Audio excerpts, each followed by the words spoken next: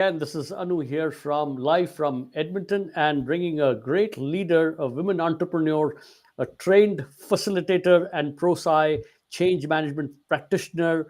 So many ways I can describe Anoushka Fernandez, who is from Edmonton and has been a great women entrepreneur, a leader, a public servant, executive leader with worked with government of Alberta for many years. Of course, has appeared in many podcasts. I watched each and every podcast, and of course, I was so mesmerized by so many facets of her personality. Welcome, Anoushka, on VP Radio.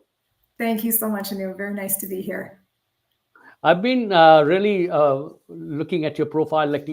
I've known you for many years in regards just from a distance as a LinkedIn friend kind of thing, but never got a chance to speak with you until very lately when I got a chance to talk to you, and I was so happy and glad that finally we got connected. And so many things you are doing and keeping yourself so engaged with the community. Of course, I don't know where to start, to be honest.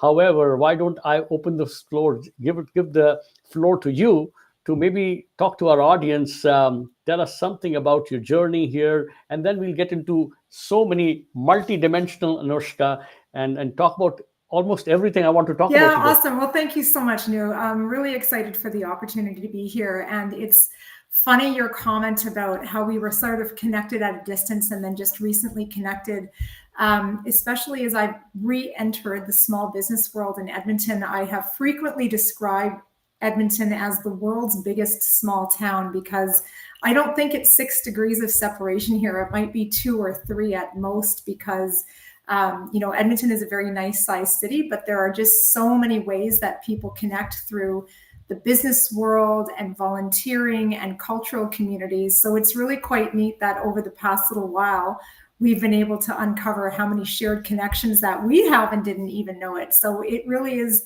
kind of funny that we haven't crossed paths earlier. But yeah, just to give you a sense of my background, I'm born and raised in Edmonton. I am of Goan heritage, so I'm very lucky that I've had the chance to go back many times, including taking my whole family there most recently this past fall, and that was a lot of fun. So I've done a lot of things in my time that has given me the opportunity to live and work in cities across Canada and a few places around the world. But Edmonton has always been home because I really enjoy the sense of community and connectedness that exists here. And so after I finished my schooling, I moved to Calgary for a couple of years. I've been very fortunate to do a lot of traveling in my life, and I landed my dream job of being a flight attendant right after university. So I was able to do that for a couple of years. And as a young single person, at a time when North American Airlines were still making money, it was a great way to see a lot of places that I wouldn't have otherwise gone to on my own. And then after that job came to an end, I did end up moving back to Edmonton, where I took an initial 3-month contract with Alberta Environment as part of the Government of Alberta's first ever Aboriginal consultation team focused on how to better engage First Nations in upstream oil and gas regulatory developments. At the time, I thought I was going to get a little bit of experience up here and then go back to the life that I had built for myself in Calgary. But somehow I blinked and 20 years had gone by, and I had a really fun career doing a lot of different things, from resource development to social program management to central policy advice to running my last assignment, central logistics for the entire government of Alberta. And as I came up on that 20-year milestone, I thought, well, I'm still young. There's a lot of runway left in my career. I'd like to try something different. And I've definitely built a lot of skills in terms of leadership development, corporate governance, and, emergency management. So I wanted to do something different with that. And I moved to a small business here in Edmonton with some long-term plans associated there. Unfortunately, my mother is in the early stages of dementia, and her symptoms became quite pronounced about this time last year. And really left me in a position of wondering, what am I going to be able to do to properly support her? My sister lives in another country, so it's really just me and my dad here. And I came to the conclusion that I couldn't sustain a full-time executive level job with the support that I wanted to provide my parents. So somewhat reluctantly, I entered the world of entrepreneurship about 7 months ago. And I have built a company that is focused on supporting organizations to improve their corporate governance. Because when I look back on my career, despite the variety of jobs that I've had in the private, public, and nonprofit sectors, the key theme that ties them all together is my ability to go in and support organizations with just building better systems, being more intentional about their leadership development and their staff engagement. And most importantly, once strategic plans have been built, I've developed a really good reputation and ability to focus organizations on, okay, how are we now going to achieve all of the things that we said we were going to do? So it's been a lot of fun, a lot of learning. I never actually thought that I would have my own business, but I'm really, really glad that I did it. So it's great to be able to support organizations in my new line of work and also still have some time to volunteer with other organizations that I think are doing some very meaningful things in the community. So one of them is the South Asian Inspiration Awards, which I know we'll talk about in a little bit. And the other one is Lean In, an organization that is dedicated to the professional development of women. I can't imagine that I would be able to wrap you up in one episode, to be honest. I have written down 7 dimensions which I want to talk about, because you are a great ambassador of all the 7 pillars. When we were talking, I told you that when I was setting up this channel, a podcasting, a TV, and a radio platform, I had 4 pillars in mind, and somehow you fit in all the 4 pillars. Mental health, I feel that you fit in great. Old age advocacy, I know you were talking about a little bit about dementia and how you are supporting your parents who are getting up there. Women empowerment, and then inclusion and diversity. So of course I feel that you are a perfect ambassador to all the 4 pillars. However, there's more to add, so I don't know how I would be able to wrap it up, but I'll try. You're very So kind. let Thank me you. start with, well. I mean, your profile is absolutely glittery gold, and let me start with the first one because that brought us together. I know there's a very exciting award ceremony coming in town, and you are leading that, the Saya Awards. Why don't we start with that, and then get into the other dimensions? Why don't you tell us something about how what exactly it entails, who should be looking into it, how can people nominate themselves? I know there's lots happening, so such great things. Yeah, thanks. So the South Asian Inspiration Awards were actually created in Calgary about 5 years ago. And this year, for the first time, they are going to be offered in Edmonton through partnership with the Safarish Network, which is a network that was founded here in Edmonton and meant to be a platform for the larger South Asian community to come together for business networking, professional development, and just general building of connections. So if people want to visit the southasianawards.org website, you'll be able to see information about the various awards that are being offered in 2025 in both Calgary and Edmonton. It's not the same awards in both cities because the Calgary initiative has been so well established. There are a few more categories than we're offering in Edmonton this year. We really wanted to use this year as an introductory year to build some buzz for it within the Edmonton community and to get people excited about nominating individuals or businesses within the broader South Asian community that have had such an impact. I think if you look at the overall population of Canada, the consolidated South Asian community is an increasingly visible part of our populations, especially in major urban centers. And we are very prevalent in our business ownership and the giving back that we do to the community. So we thought it would be great to have a platform which celebrates this and encourages other people in the community to get to know each other. So tickets for the awards ceremony will be going on sale August 1st. But the nominations are currently open until the end of July, and we'd really encourage people to go in and have a look. There's a couple of very different categories, including one for Rising Stars, so that's individuals aged 14 to 19. We have a few individual and business leadership awards as well.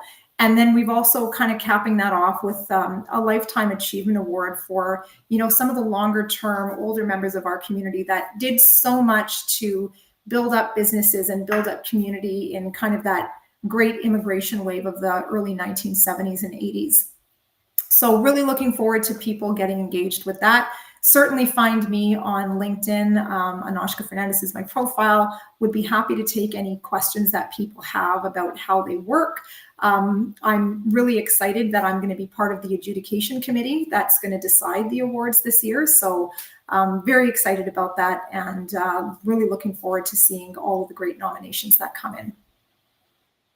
Wonderful, wonderful. And again, what a great way to really get involved with, because acknowledgement and recognition is the best award to people who are working hard in their fields of, and especially the Rising Star Award. I'm really excited to really see nominations going, because we're seeing the universities, the NAID, the SATES, and they're producing such great talents, and they're starting at such an early stage.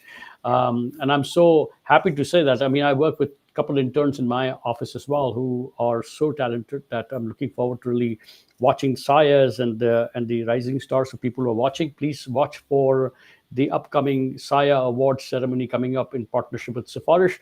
The founders are great friends, so I'm very excited that I'm able to really promote this great event. And so coming from there to, of course, your leadership, executive leadership with the government of Alberta, I know that you've handled such high conflict situations, like you change management. You're a pro-sci change management practitioner yourself. Talk something about that a little bit.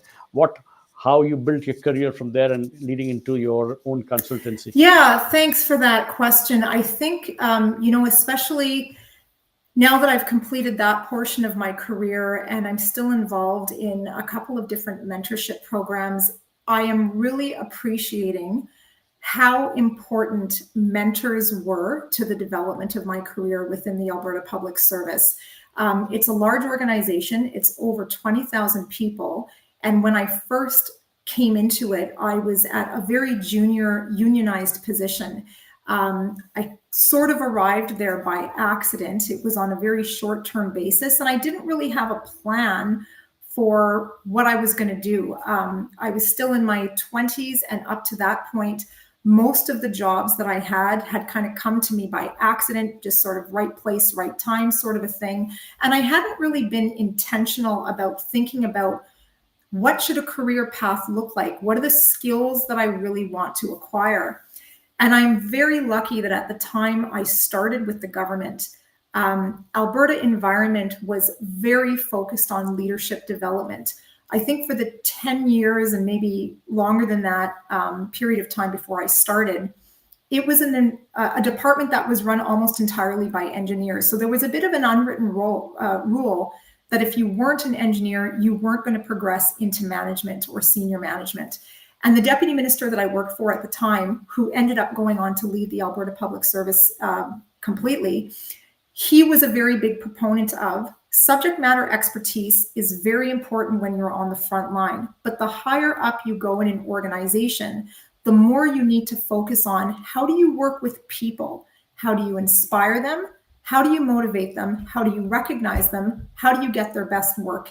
And I think that was so instructive to me. I was fortunate to be able to be placed on a couple of leadership development and mentorship programs because I had sought out mentors myself who would give me these tips and really wanted to see me succeed. And so I have always been a big proponent of encouraging people, especially at the start of their career, but it doesn't matter how senior you get. Even when I was an executive director, I continued to seek out mentors every year. Have someone that's going to advocate for you, someone that has a bit more experience in the system, someone whose style that you really admire, who can be there as a sounding board to help steer you in the right direction. And it's because of those mentors that I was able to progress through many different levels of leadership. to see different contexts in which the Alberta Public Service operates, and ultimately to really hone those skills of change management, motivation leadership, staff engagement, proactively soliciting feedback, and building solid, trusting relationships and good communication practices. And also making sure that relationships were the focus of what I did, because I think, especially in any big organization, you get things done through the people that you know, not because you're the smartest person in the room, but because people want to collaborate with you and they want to support you. So that was just such a huge learning for me, and something that I've taken through into all of the work that I do with other organizations. Women empowerment. I mean, I've just purposely kept this a comment which came from one of the listeners, Manju Tiwari. Thank you, Manjuji, for first of all for joining and listening and participating. Women are very talented, but they don't get the right platform. I mean, as much as I agree, I also disagree both ways. I've seen some executive being an executive in a large bank. I've gone across lots of boardroom fires and meetings and all that. Do you agree, or if you do, and me again, it's just in a very healthy way, I'm asking this question: talent versus the gender biases. Do you think talent is? Have you seen yourself that, hey, in spite of the talent, women did not get the right platform, and if that's so, what are the few ways you can recommend to some women leaders who are watching, who will be watching, to maybe find some tips? Yeah, and thank you very much, Manju, for the question. This is, I think, a perennial debate that happens. There's a lot of articles that I have read talking about, whether people want to believe in nature versus nurture, but a lot of research that has been put into studying and observing the behaviors of men and women in the workforce. And we're just talking about the gender basis, like, let alone, sexual orientation, ability or disability, people of color. So just between men and women, there seem to be a lot of common findings that in the workplace, men seem to be a bit more naturally hardwired to advocate for themselves, to talk about their achievements and their accomplishments, and to really put forward the case. Whereas a lot of times, women believe that the silent hard work and demonstrating results is going to get people to notice them. And if there's one thing that I've certainly learned in my career, is that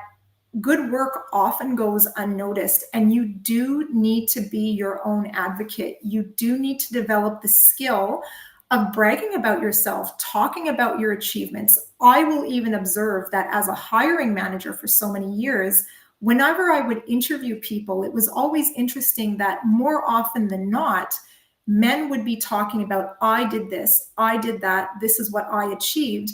And in the same scenario, a lot of women would say, well, my team did this, I supported the team in doing this. And they wouldn't take a lot of credit in the first person.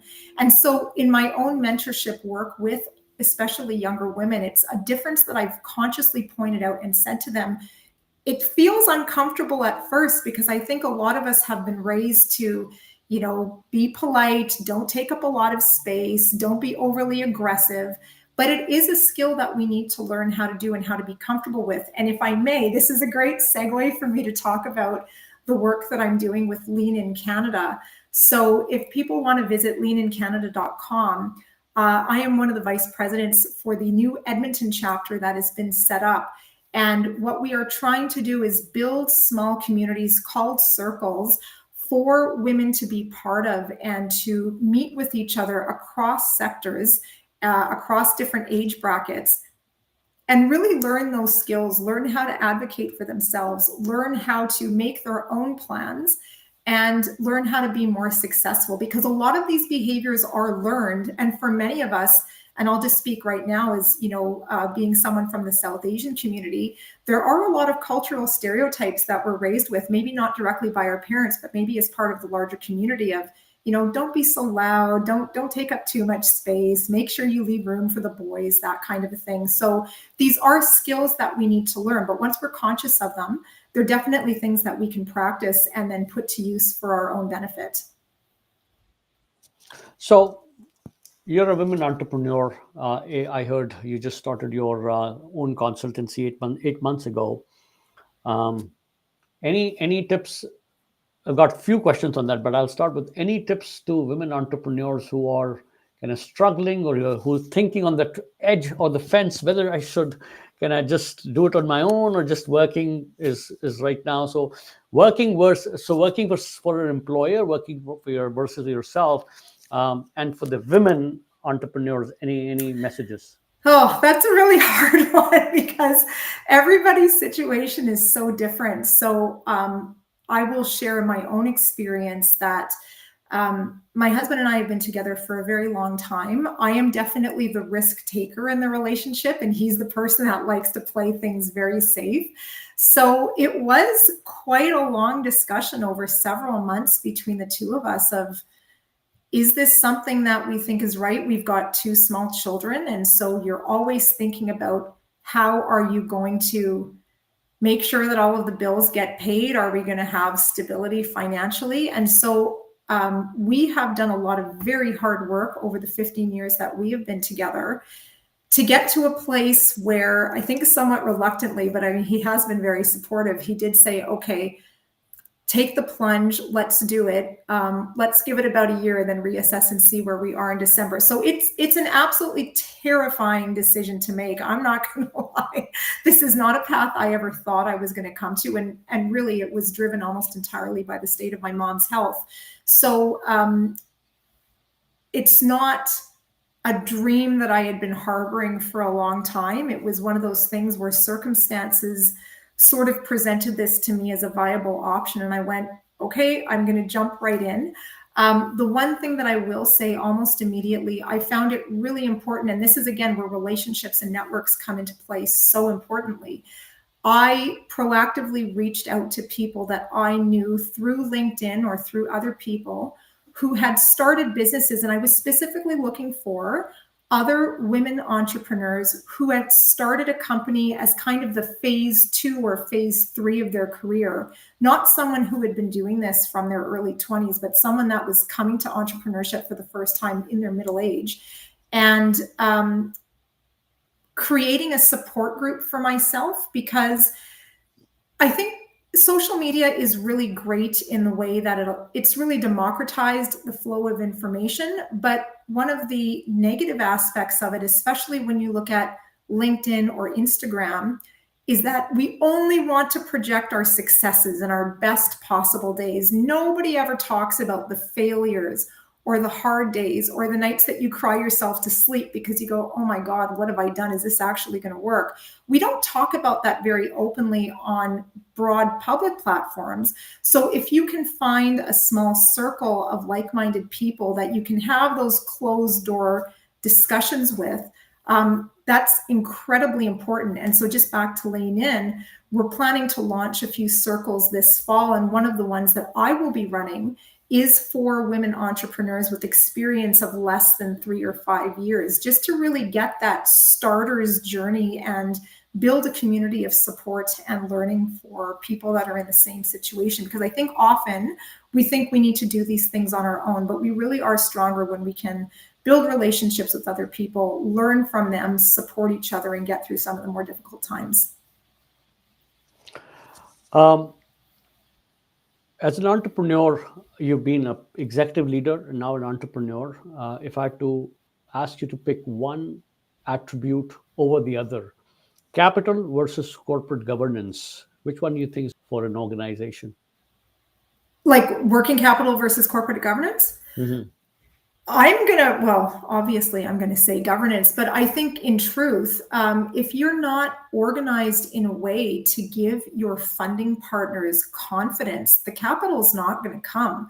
I think one of the things that I have seen over the past year of being back in the small business world is a lot of times companies succeed almost in spite of themselves because maybe they just hit a product offering at the right time, they were in the right place, they had the right connections, and so off they go. But as they grow or as they build, they don't actually have systems in place to govern how they make decisions in a consistent manner. They're not having a great onboarding experience with the staff that they're bringing on. And as a result, maybe they're having some problems with turnover or staff retention.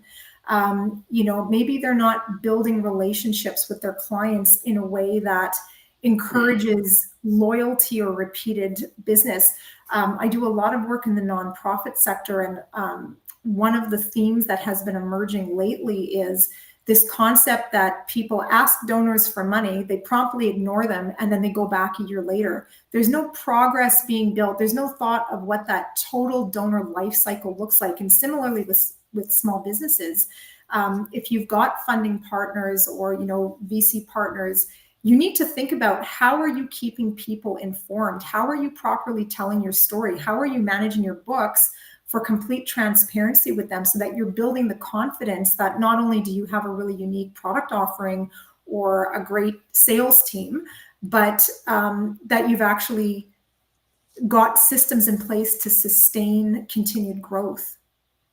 So you've been a great advocate of old age advocacy, and as you mentioned, um, you are certainly supporting your mother who shows some signs of dementia.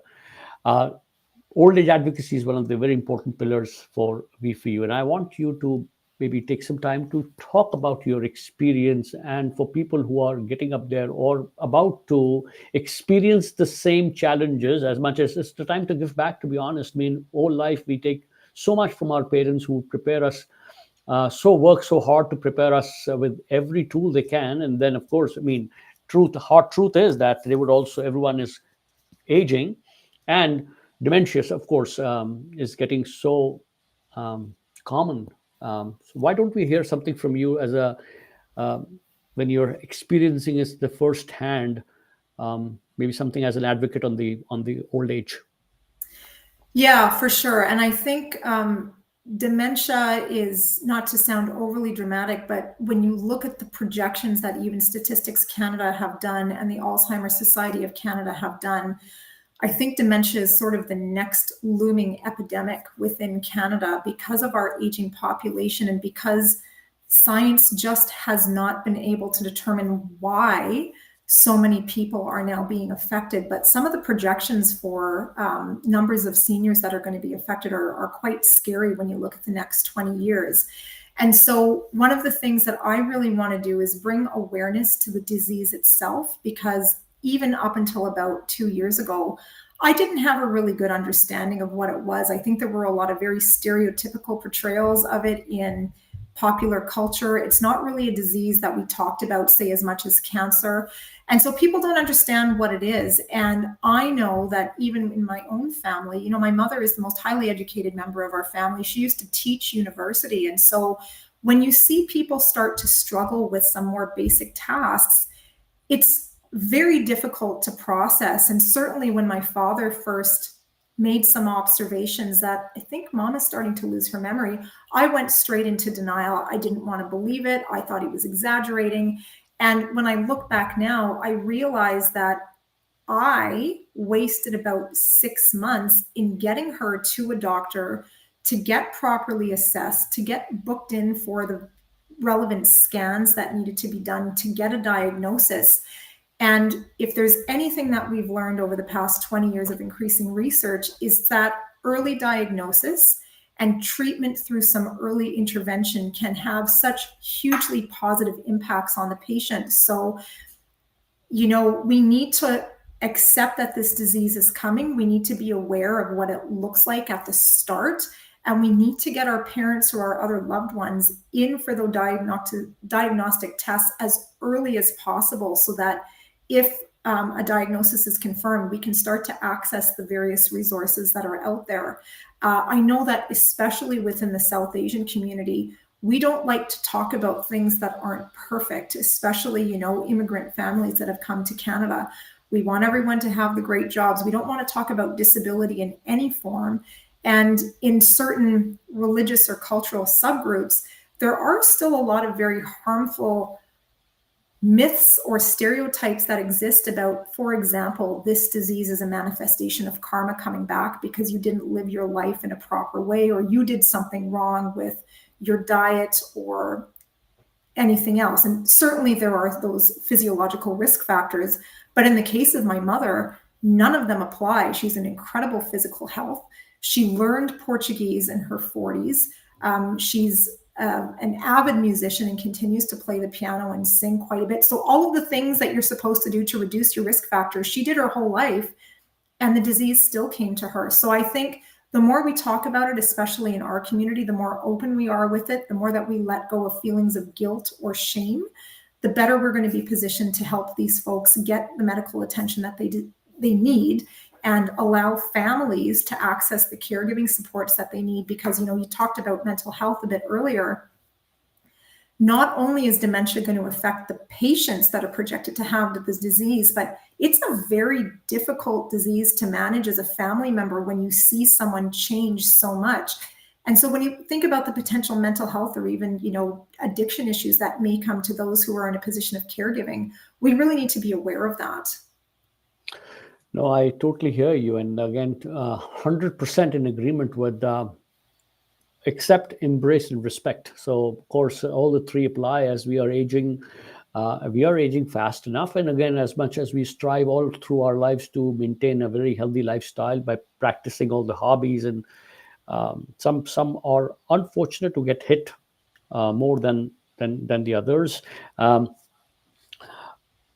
Yeah. Anyways, this is a very, very, very tough topic, and I know how difficult it is for people who are really struggling in the real lives. Um, I know it got a little heavier, so maybe I'll show you a picture. So while you were talking, I was also on the Google looking for something fun. So I came across one picture. Let me see if you can talk something about this picture to the audience. How about that? Sure. Okay. I Yeah. found I found this one, so I thought it's the one you talk about, the lean one, right? Yeah, so a couple of weeks ago, the Edmonton chapter of Lean In had an event, and the gentleman at the center of the photo is Sean Kanungo, who is another South Asian gentleman from Edmonton, and he has developed a really strong reputation as a keynote on the topics of innovation and artificial intelligence. And so we were very excited to host him as our keynote speaker for a presentation that night on encouraging women to be bolder in their thinking and, their ability to disrupt. I think the event was called Dare to Disrupt. And we had almost 200 people come out to a location in West Edmonton. It was the Barn on Winterburn Road. They were lovely. The venue was great, and they made some great food for us. And it was just a fantastic opportunity for women of all ages, of many different sectors at many different times in their careers, to come together, to network, to hear a really high quality speaker, and to learn more about what we do in terms of our goal of bringing women together. So there you've got our full organizing committee and Sean. So that was a really fun night. And again, would encourage people to visit leanincanada.com. You can sign up for a free membership. There's no cost. Once you sign up as a member, there are lots of resources for people to access in terms of professional development for yourself and for any of the people that you may lead. And while we're focused on women, we welcome allies of all genders, so it's certainly not exclusive. Men are welcome to sign up as well and to come to our events. We did have several men in attendance at this event, which was great. So it's all about building community and building good leadership practice, because I think ultimately that's what we want for our kids, right? I mean, my kids are going to be 12 years old. I've got twins. They're going to be in the workforce in about 10 years. And I want to build leadership capacity now so that when they get into the workforce, regardless of where they work, they're having a really good time. With your profile, I found another picture, so I'm going to share that as well, because we are now getting into the fun side of discussion. And let me bring that up now. I think this is so we're really excited that Justice Ahluwalia, he was the first turbaned judge to be appointed to the bench in Alberta. He's going to be a guest of honor at the SIA Award ceremonies in both Calgary and Edmonton this year.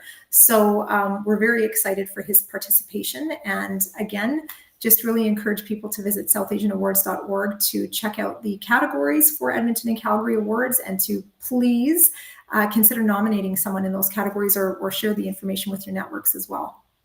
Every nomination has a deadline. So what's the deadline for this one? They are all due at the end of, it's either July 31st or August 1st. So my apologies. I should have checked that out before That's fine. It's at the end of July for sure. So we've got about another month to go.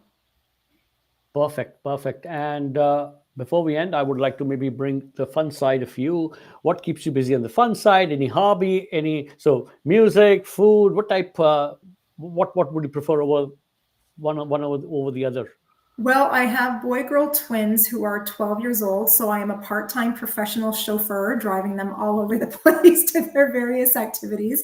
But it still feels a bit sad to say this now. I am a massive Edmonton Oilers fan. So I always have a lot of fun during the playoffs and the regular season. Didn't quite end the way that I had wanted it this year. But we live in central Edmonton, and I just love some of the walking paths. We're quite close to the river valley, so I love going for walks and just being outside, getting that time to clear your head. I think for a lot of working moms, it seems like, you do your work 8 to 4, 9 to 5, what are the cases, and then you take on your second shift, making sure that the kids are all accounted for, and meals are ready. And I certainly want to give my husband credit; he helps out with that. But there's just always so much on the go, especially when you've got kids this age. So any chance that I can have just to get away from myself and enjoy nature, maybe listen to a podcast or something is always a lot of fun. You've been on a lot of podcasts. I was watching your spicy podcast, the Stay Spicy Yeah, podcast, thank you. and the Women in Leadership Foundation podcast. Anything specific you like doing on the podcast? Like any specific topic you love more than the other? No, it's always great to just share knowledge. And, going back to the earlier question that one of the viewers had asked about, women are talented, but they don't have the right platform. I will say that now that I am in business for myself, one of the skills I have had to learn is that of self promotion. When I was a public servant for 20 years, especially when I was an executive leader, you've got to be very aware of the concept of impartiality and appearance of complete nonpartisanship. And nonpartisanship is something I took very seriously during my time. But because of that, we weren't encouraged to be active on social media. We were never the ones that were media spokesmen for even issues that we were directly managing. That was a very specific communications team that did it. So now that I'm in business for myself, seeking out these opportunities to talk about the work that I'm doing has been very important, and not a skill that I innately had. And it felt very uncomfortable at first, even making posts on LinkedIn to talk about what my business was doing. It feels very uncomfortable at first, and it is a learned skill that takes time to develop. So, again, in terms of what I like to talk about, I'm just grateful for the opportunity. And it's always, I make a lot of inquiries. I try to do the best that I can to be visible. Anyone that's in business for themselves, I would certainly encourage them to take the same approach. Be very intentional about your outreach, your stakeholder engagement, your networking strategy. And then when you are given a platform, make sure that you prepare and you take full advantage of it, because quite often, that can be a really big component to your future success. I'm so surprised we spent 35, 40 minutes together, and I did not bring up one thing, which, of course, we started talking about, which is your own consultancy, Marcelino Marie Solutions. I mean, and you're so kind, you did not even bother and amplify. Let's, before we end up, I would like to maybe talk a little bit about this consultancy, and just pardon me if I pronounced it wrong. Marcelino Marie Solutions. Is that Yeah, how? Marcelino Marie Solutions. So my father has been in business for himself for a very long time. In fact, he's pushed me down the entrepreneurship path several times in my career, and I've always resisted it. So when I was naming the company, I wanted to do something to honor him. So Marcelino is his middle name, Marie's is my middle name, and so that's how I came up with the name for the company. And going back to what we were talking about, corporate governance elements is the one thread that ties all of my experience together. And so I am looking to offer solutions to organizations that fit kind of three streams of work. One is gap analysis and policy development, and looking at your overall policy infrastructure. I have often said that people tend to only look for policies when something has gone wrong. So that's when you're saying, okay, what is our policy on this? Oftentimes it doesn't exist, or it's very out of date. And when there's a problem that you're trying to solve, if you make long-term decisions under the duress of a current stress point that you're trying to resolve, that might not lead you to the best solution. So if we don't want crisis to drive our long-term decisions, it's probably better to take a look when things are calm and to say, okay, what are the major pieces that we need to think about in terms of solid guidance for our executives or our frontline staff, document those properly, communicate them, and then hold people accountable to them on a consistent basis. So that's kind of the first stream of work that I offer. The second is around execution of strategic priorities. So it's not very difficult to develop a strategic plan, a business plan, a succession management plan, or a business continuity plan. But very often we'll, go away for a 2-day retreat. We'll come up with this nice document, and then it gets filed in SharePoint or it gets put into a binder on a shelf, and nobody looks at it again. So if you're building goals, how are you holding your team accountable for achieving on those goals? What's your process to actually measure success, report on them, and make sure that all stakeholders who need to know about it do? And, going back to your earlier capital versus corporate governance question, this is a really key factor in showing that you're taking some time to take care of the back house of operations, not just the front facing. And then the third piece of work that I do is around staff and stakeholder engagement. So one of the illustrations that I've given a lot of people are millennials and Gen Alpha are bringing completely different expectations into the workplace. I'm a Gen Xer, and so I was taught, yeah, you might change careers 2 or 3 times, but look for the thing with the good pension plan, look for the thing with the good benefits, put in your time there, work your way up the ladder. Younger workers are not interested in this at all. In fact, they're quite explicit about coming to companies saying, I think I'm going to give you 2 years and then I'm going to go do something else. So if that is the attitude that they're bringing, we need to adjust to that. And I don't think enough companies have adjusted how they're thinking to meet the needs of these workers where they are. And as a result, the revolving door on staffing is just increasing and increasing, where I'm saying, if you take care of people, if you show loyalty, if you build a genuine and trusting communication protocol, you're more likely to keep them. And so say they only want to stay with you for 2, well, maybe they'll stay with you for 3 or 4. And if that's the case, that's a really big win. So working with people on their staff engagement, and this goes to also leadership development and how we are walking the talk, right? If company values are just things that people think are from a poster on the boardroom, but it's not actually lived in the organization, they're not going to stick around for very long. I completely agree with how you presented, and again, wonderful work you're doing. Because again, it may sound a little boring for people who have not reached that point of corporate governance, but it's very exciting for people who really are looking for solutions, because this is a hardcore challenge in mid-sized companies where they just drop the ball somewhere, and then they realize, oh my God, kind of situations. But nevertheless, as I said, we've spent great time today. I'm so honored, proud to have added Anoushka as one of the friends for now a channel which I've been promoting for last 3 years. It did have to happen. Good leaders come, join, and guide us too in how we are shaping up and giving back to the community in terms of the podcastings and original content to many people who are looking for it. I'm really thankful to you, Anoushka, and promise you that I'm going to specially tag you to the Goans, because the Goans have another thing to feel proud that something is brewing up in Edmonton, so far away, a great talent who really is so proud to say I'm a Goan. And I know I've been to Goa a few times when I was in India and I was living, so I know what a beautiful place it is. With that said, I'll give you the pass on baton to you in the end, just to maybe say a few last words, ending words, and such great way to really bring you on. And this is just the beginning of a great show, which I'm going to start with you. I'm going to bring you at times when I need you as a leader to come and guide. And again, people look forward to really such great speakers. Oh, absolutely. Thank you so much. You're so kind. No, I really appreciate the chance to just chat with folks and talk a little bit about women in leadership and the importance of building up our South Asian community here in Canada. And of course, if there's anyone that's looking for any of the solutions that I offer, I'd absolutely love to hear from them. My website is I can't even say it. MarcelinoMarieSolutions.com is my website. And I'd love to hear from anyone who thinks that I'd be able to support them with my services.